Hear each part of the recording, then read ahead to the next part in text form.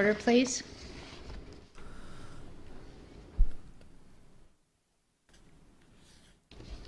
Deb, who's doing our workshop presentation tonight?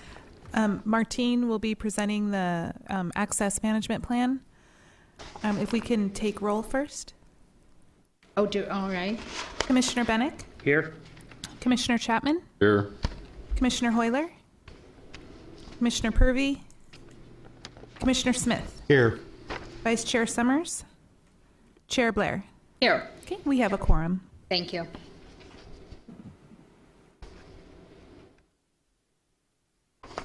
Pledge of Allegiance.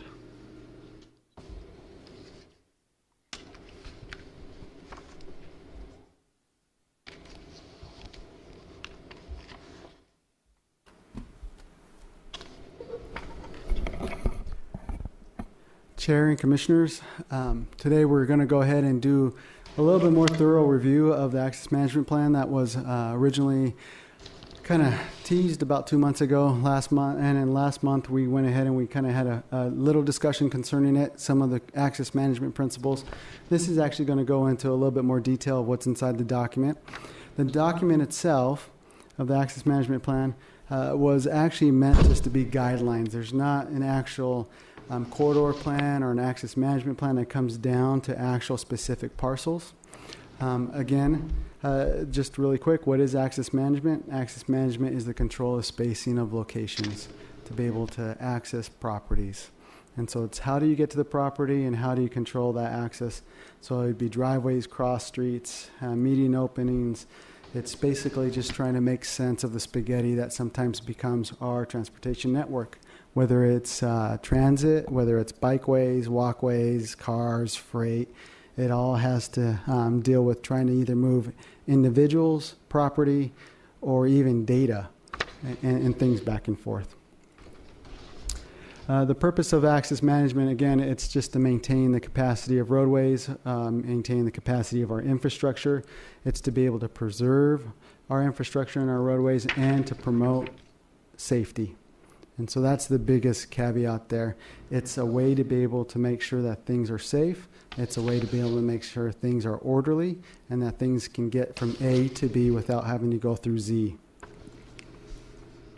The 10 principles that are usually used for access management and that were used for this and can be found within the document actually come from a source called Transportation Research Board. It's become the national benchmark for transportation issues. And so in there, they give 10 items, and you can see 1 through 5 there. It's pretty much discussing just the roadway systems, intersections, signals, and kind of the area of the intersections. 6 through 10 actually start discussing safety issues like conflict points, separation, turning movements, and providing support for that infrastructure. And so when you take a look at that, the first 10 really are talking about the facility itself. The first 5. The last 5 are discussing safety issues because of those facilities. So when you take a look at it, when you take a look at a graph and you find this, these guidelines within our document, you'll see this presentation there. When you take a look at it, if you're trying just to get individuals, products, or things to move forward, that is just going up. So you're trying to make it go up as fast as possible. Those are your freeways. If you're trying to just get people to a location safely, then you're increasing access. And so you have things like cul-de-sacs. Cul-de-sacs are very safe. You just kind of drive in there. You can't go really fast because you have to turn around. And it's just trying to provide as much access as possible for those homes or for those businesses. And somewhere in between is everything else. And so these are a bunch of runs on a ladder. And depending on the type of land use or facility, you'll hit one of these runs. In the access management strategy, you're trying to reduce conflict points. And so over the years, there's been many different types of intersection development. One of the most popular ones back in the 70s and early 80s was this T intersection, because what it did was it eliminated the additional conflict points that you would find in a full access. A little bit later on in the 90s, they went to eliminating the left ends, and so you kind of have right outs, right ends, and you eliminate the middle discussion there. And so after that, they've created kind of a 3/4 access where you start allowing more access and still trying to eliminate some of the conflict points there. One of the ultimate ways to eliminate conflict points is if you're to stick a big cul-de-sac, or not cul-de-sac, a big roundabout in the middle of there, and then all of a sudden everybody goes around and around the circle. The only thing you can do is rear end each other. You really can't do any T's, you can't do anything, but you still have access to all 4 points. That's another item that could be put into there. Are we allowed to ask questions as we go along? Is that something that That's the city is looking to do as far as putting more roundabouts in intersections as a safety measure? Is that something, because I know we've just recently approved something that had a roundabout, well, that was close to a roundabout area, but. Basically, as from a city standpoint, what we're trying to do is make sure that any treatment that we do makes the intersection safer. So what we're trying to encourage is that individuals start taking a look at things other than traffic lights.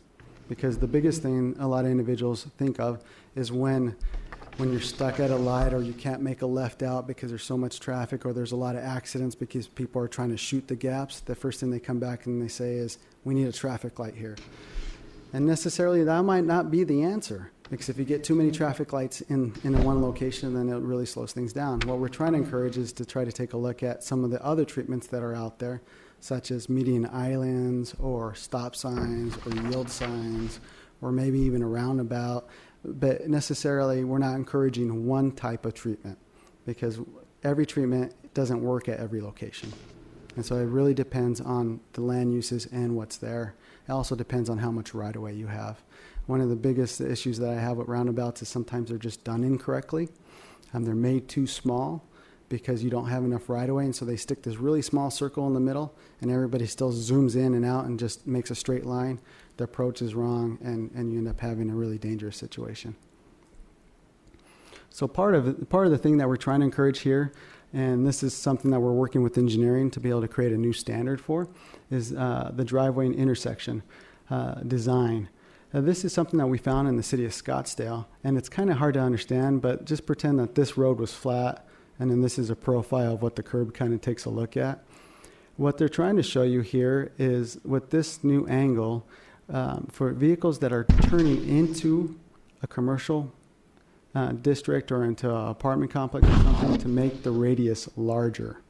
And so you're going to make this radius a wider turn than compared to the vehicles who are coming out. I know it's a little technical, but what it really does is it allows trucks to be able to go at speed and make a right-hand turn without hitting the curb, because the curb is pulled back further than the other side.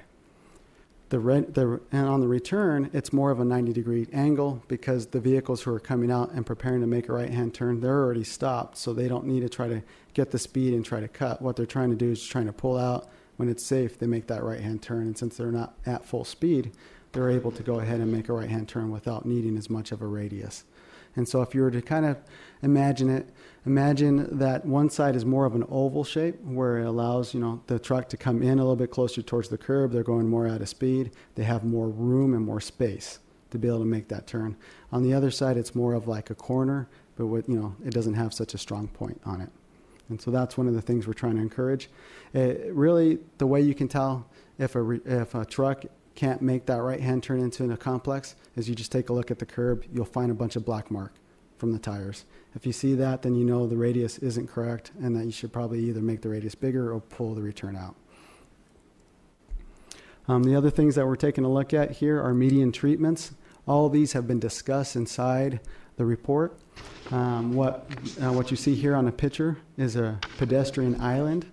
What it does is, if there's too much distance for an individual to cover in a reasonable amount of time for the speed of the vehicles, it allows the individual to come to a place that it's safe, where they have curbs that are up higher, where they're away from traffic, to stop until there's another break of traffic going the other way, and then for them to go ahead and finish their crossing.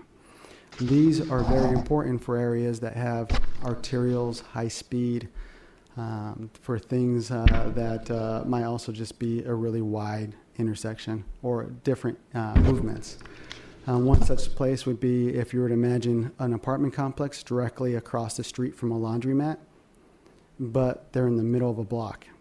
What normally happens? The individual who has the big laundry bag from the apartment complex doesn't want to walk 150 feet down to the intersection, cross the intersection, and walk back 150 feet. What do they normally do? They run across the street. And so these treatments are used a lot of times at high schools, apartment complexes, places that have a lot of pedestrian traffic that are in mid-blocks. And so you can go ahead and allow for a safe pedestrian crossing without having to put another intersection or light there. Of course, we have the traditional painted lines that we put down to be able to help separate vehicles, to allow left turns, or to be able to make sure that if somebody's not paying attention, they have space so that way they don't come into oncoming traffic to be able to make a correction in their traffic patterns. And then we have other things like parkway designs where you have a planted medium strip or a raised median where you actually make a physical barrier where the vehicles can't cross. And so all these things are doing things like prohibiting left turns, creating space for turning vehicles to store those vehicles where they're not in the middle of traffic, and to provide safe access for pedestrians to cross in and out. The other things that come into play here are actual openings. This over here is Bell Road and Surprise. Okay, do you know where that is? If not, let me give you a little hint. This is Sonic's. Right across the street. We have a couple of offices. We have KFC. We have a furniture store. And so what's happening here is at this point in time, you have an intersection that's pretty close here. You have another median break over here that's close. And so you wanted to provide the left in to both of these facilities. Without this little island here in the middle, you would have this scenario where you would have vehicles that would just run into each other in the middle because they would be fighting to make that left-hand turn, and they might overextend that left hand. So what this little island here is meant to do is be able to help channelize those lefts and actually show individuals where they have to go and how to make that movement safely. And so you're still providing all four legs of access, but in this case it's a 3/4 access because you can't make a left out. So you can make a right in, right out, you can make a left in, but you can't make that left out. So auxiliary lanes is a really technical way of saying this is where your car drives up, gets into the center median, and stores itself in preparation of making a right-hand turn or a left-hand turn. So these are the left and right-hand turn bays. All right. When you provide these, if you make them correct, it reduces the amount of rear-end accidents. Because if you can imagine, if you're running down the roadway and you're going 40 miles an hour, that's the speed limit, and all of a sudden you have to make a complete stop because you're waiting for traffic to clear so you can make a left-hand turn. If the vehicle directly behind you is either following too close or isn't paying attention, they won't have enough chance to stop and they'll run right back into the back of the vehicle. So this is a safety measure. This is a new design that's been implemented in Utah. It was originally discussed in Oregon, and it was studied theoretically in the TRB. This is the beforehand picture. This is the University of Utah Valley. It was originally a community college. It was never meant to become a state college, but it became a state college. And then from a state college, it was never meant to become a university because up the road was Utah State and Utah, and down the road was BYU. And so what's currently happening here is this became a university. It's exploded. Right here we have the original student housing, and that was all the student housing that they wanted to provide. But across the street you had Walmart, a commercial district, hotels, and about 10 times the amount of student housing on the other side. And so what was happening here was this intersection, if you take a look right to this point, was backing up, and right off the picture here was an interstate I-15. Here was another large arterial. Well, this is kind of the redesign of it, and so I'm going to blow it up so we can kind of discuss and see. So here's the original picture. Interstate I-15's here. The traffic was spilling out from these two lanes of Q, and it was backing up into the intersection of I-15. So the traffic was actually hampering the freeway traffic. On this side of the traffic here, you were having issues where it was backing up the hill, it was spilling out the traffic, and so then you were getting rear end accidents here. Individuals who were late for college were running the red light and were getting hit. And so what they ended up doing was creating something that looked like a big spaghetti. But what they did was they, in theory, made the intersection 5 times as large by separating out the turn movements. There's a light here, there's a light here, a light here, and a light here. So what happens there is the queue, if you remember correctly, the storage length used to start here and it went to back here. Well, they coordinated the lights, so when the lights came up here, vehicles would start storing here. As soon as the vehicles had the straight light to be able to move forward, these vehicles then would get the green light and they would come in and store here to make their left-hand turn. And they did the exact same movement here on the top.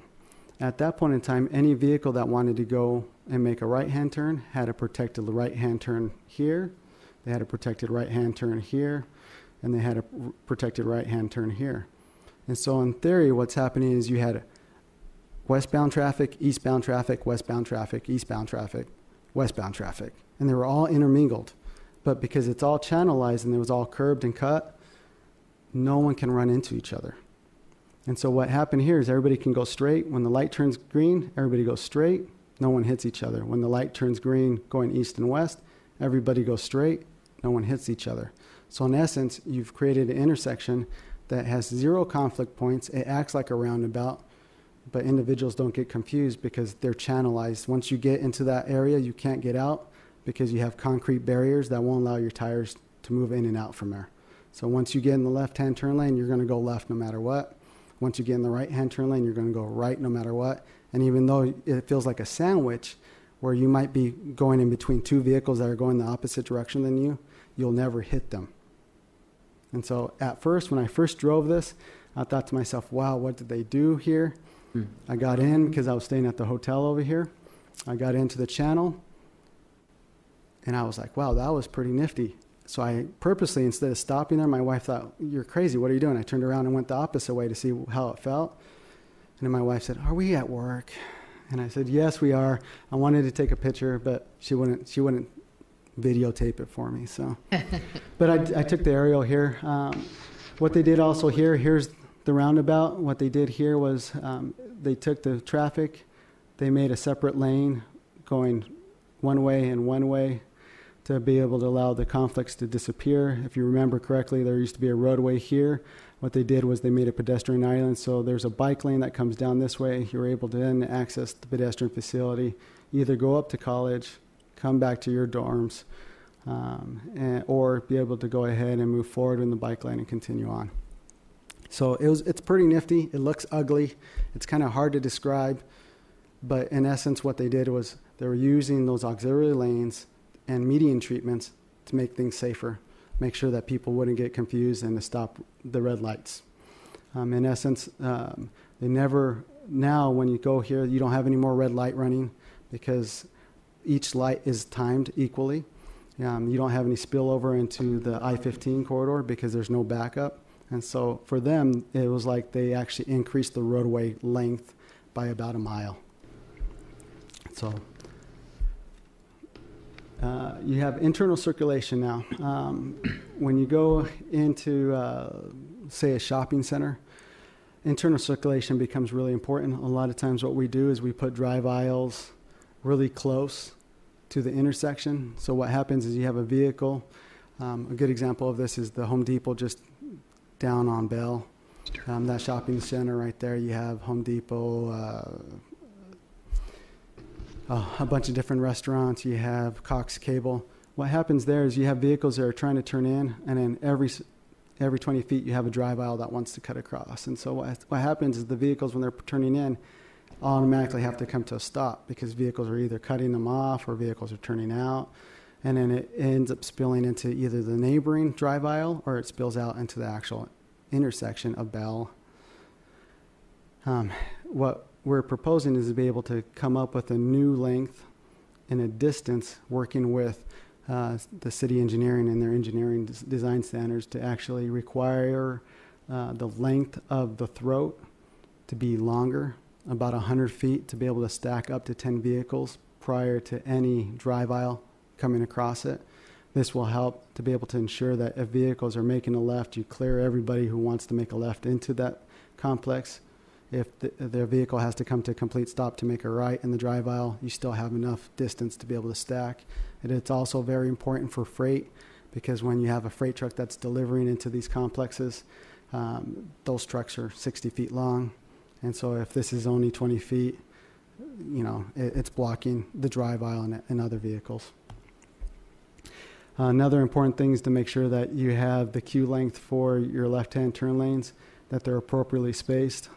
Anywhere in the valley along Bell Road, you'll find the issue here where the pocket for the left-hand turn or the right-hand turn is too small, and then vehicles start backing up into oncoming traffic. The oncoming traffic then has to come to complete stop, and the vehicle who wants to turn left out of whatever complex they're at can't, because all the vehicles in front of them are stopped.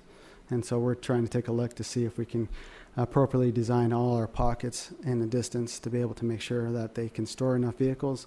Also, we're trying to make sure that we pull all the driveways away from the intersection an appropriate amount of distance, so that way vehicles who are trying to enter or exit can do so without having to stop traffic. Corner clearance, again, it's important to make sure that the distance between the intersections are saved for those vehicles who have to come to a stop and not blocking drive aisles. It's all dependent on the speed, the stopping distance, the type of intersection. And so those are really getting down into engineering standards, but the concept is still valid for a planning standpoint.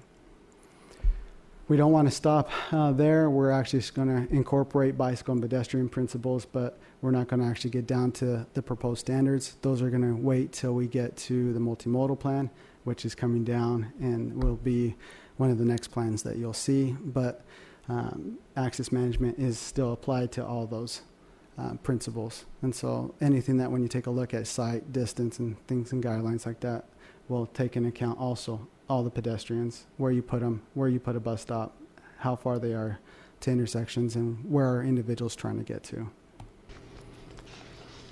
So I know I've been speaking a lot, kind of ran through there really quick, but I wanted to kind of get through there and kind of hit some of the highlights of the things that you were finding in your document, so then I can go ahead and answer your questions about the document in more specific detail.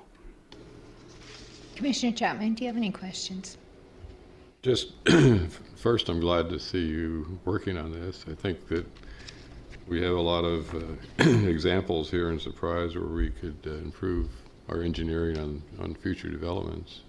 Do you think the document as it is now is a helpful, fruitful document that will guide us down the path? Yes, and the only reason I say yes is because this document isn't meant to set all the standards. This document is to set the guidelines and principles. The standards will actually be set in the engineering design standards and set in other document and planning documents and engineering documents, which will be coming down the roadway, like the major thoroughfare plan, which we'll also be taking a look at with engineering in hand with planning department, with things like the area plans for or the village plan is, I guess, is what we're calling them. And so we'll get to more details on the treatments that we want to be able to see.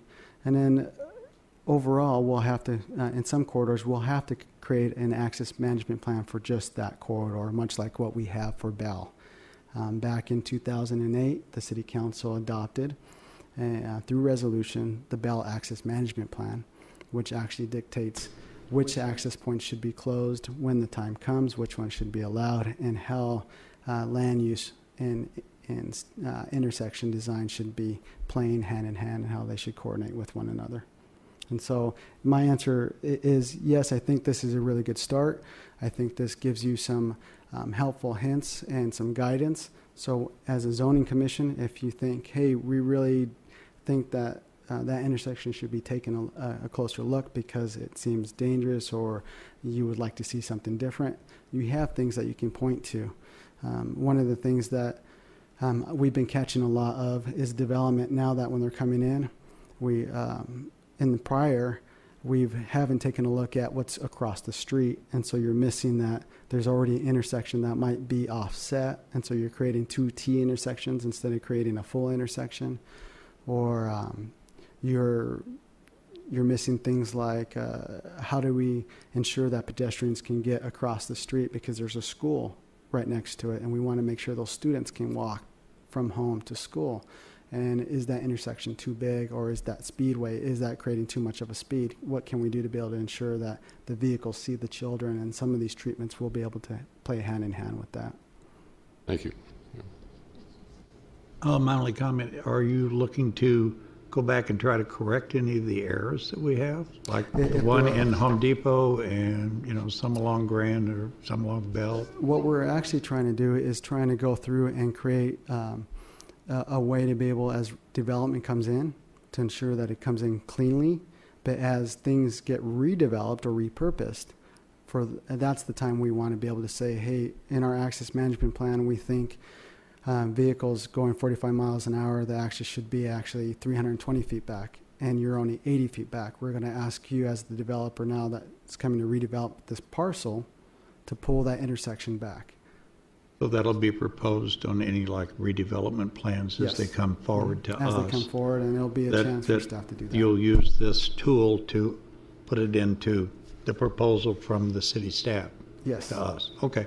Or when you get individuals from your areas that you represent, and they're saying that, intersections become very dangerous, and, we need to stop the left-hand turns. Well, what can we do to be able to stop that? Well, we can then go through a study through the engineering process to understand what the dangers are, and then we can use these principles to either recommend a painted median, a raised median, a refuge island to separate the pedestrians from there with the raised median. There's a lot of treatments, but these actually then we'll be able to go to the developer and say, hey, this is the issue. These are our guiding principles. Give us your solution. And if they come back with something we don't like, we can go say, please try again. And they can go ahead and try again. It also gets us away from just thinking about stop signs and stoplights. But what about the areas where it's already fully developed? Because I can think of some areas, for example, there's a negative offset that's really close to my house, and that's pretty much developed already. Yep. I'll give you a good example of that. We've had some individuals complaining about the safety issue next to the Irish Wolfhound. Mm-hmm. I don't know if you've ever been there. If you take a look and you're trying to pull out from the Irish Wolfhound and you take a look across the street, what do you see? You see another intersection. But the individuals who want to go east are directly in conflict with the individuals who are trying to go west out of the Irish Wolfhound. And so we were able to take a look at that, and we have a proposal going through engineering, and they're doing the study right now, but the proposal is to extend the median island there to be able to make the left-hand turn bay longer for the vehicles who are going south. What that does now is it prohibits the vehicles that are coming out that want to go east to just shoot straight into the oncoming traffic going west. So those vehicles will now have to either head south and make the U-turn or head north and make the U-turn. And the vehicles who are heading west will have to do the exact same thing to be able to get to the other side. It limits access, yes, but at the same time, it eliminates the conflict. It doesn't allow the vehicles to go head on and have a head-on collision like what has happened in the past. And so, that's part of the guiding principle. How do we limit the access? Well, that's what we're proposing. Engineering is taking a look to see if that's a valid treatment. And if it is, we'll implement it. Thank you. So when we receive our packets, then we can direct staff into making sure that we have those options and that it's not just mentioned in the requirement, that we would actually have the map of it to see how those are actually going to play out. Is that correct? You can. You can always direct staff if you take a look at it and it's coming in as a work or the first time you're seeing it, and you kind of go, hey, we want to be able to see something different here. Give us options. We can give you options. We won't ever spell out which one's the best. We won't direct the developer that they have to build it a certain way, but we can always give you options. Also, if you're in a meeting and you have a transportation question, I'll be attending most of the planning and zoning meetings that have those issues in them, and you can call up and say, hey, what are some of the options that we can do for treatments here in this area? Well, I think most of our reports right now just say it's an egress or whatever, and stuff. So I think that is something staff is going to have to be a little bit better about making sure that we actually get that before us so that we can study that before we make our decisions. And what I'll do is I'll work with the planners on their projects and have a transportation section when appropriate, so that way you'll have those in the reports prior to the planning and zoning meeting. Right. We'll make sure we'll have a little transportation section there discussing pedestrian treatments or vehicle treatments for you. Commissioner Hoyler's not here as yet, but I'll ask it for him just because of that. When are we moving forward on, as you know, is one of his big ideas is the bicycle trails and stuff. Why are we not addressing that more now? And I anticipated that question.